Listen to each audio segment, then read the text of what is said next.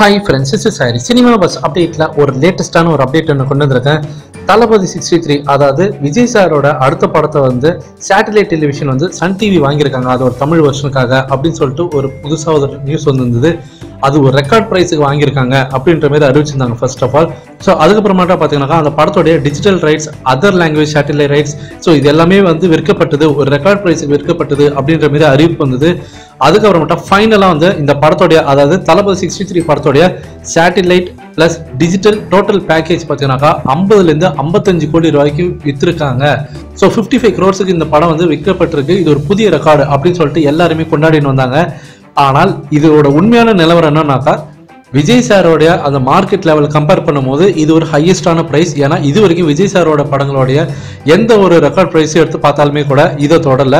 So இதுதான் highest Vijay சாரை பொறுத்த வரைக்கும். அதோட சேட்டலைட் ரைட்ஸாக இருக்கட்டும், ஸோ இல்லை டிஜிட்டல் ரைட்ஸாக இருக்கட்டும், எல்லாமே பார்த்தீங்கன்னாக்கா so 50 to 55 crores first time அவரோட லைஃப் டைமில் அச்சீவ் பண்ணிருக்காரு.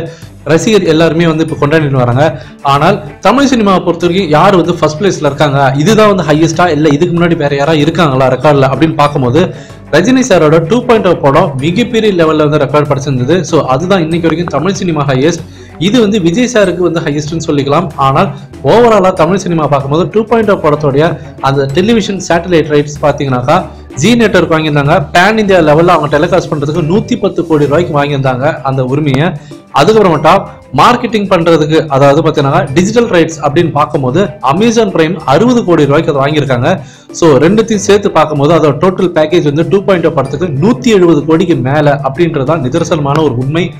ஸோ தமிழ் சினிமாவை பொறுத்த வரைக்கும் அதிகபட்சமான ஒரு விற்கப்பட்ட ஒரு படம் எதுன்னு பார்த்தீங்கன்னாக்கா இந்த மாதிரி ரைட்ஸ் எல்லாம் பார்க்கும்போது ஸோ 170 கோடிக்கு விற்கப்பட்ட 2.0 படம் தான் இன்னைக்கு வரைக்கும் அசராம நம்பர் 1 பிளேஸ்ல இருக்கு. ஸோ இதை கம்பேர் பண்ணும்போது பார்த்தீங்கன்னாக்கா தளபதி படத்தை விட ஸோ 3 மடங்கு அதிகமாக விற்கப்பட்டிருக்கு 2.0 படம். பேட்ட படம் வந்து டைரக்டா சன் டிவியை வாங்கி வெளியிட்டதுனால ஸோ அவங்க வந்து யாருக்கிட்டுமே அது விற்கல. ஸோ அவங்ககிட்ட தான் இன்னைக்கு வரைக்குமே இருக்கு.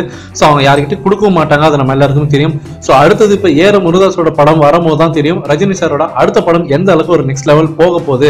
இந்த படம் வந்து 2.0 படத்தை ரெக்கார்டு உடைக்குமா இல்ல அதுக்கு கீழே கம்மியா இருக்குமா அதெல்லாம் வந்து இன்னும் கொஞ்ச நாள் கழிச்சு தெரியும். ஆனால் ஏற முருகதாஸோட படத்தை மிகப்பெரிய லெவல்ல எல்லாருமே எதிர்பார்த்துருக்காங்கன்றது நம்ம எல்லாருக்குமே தெரியும்.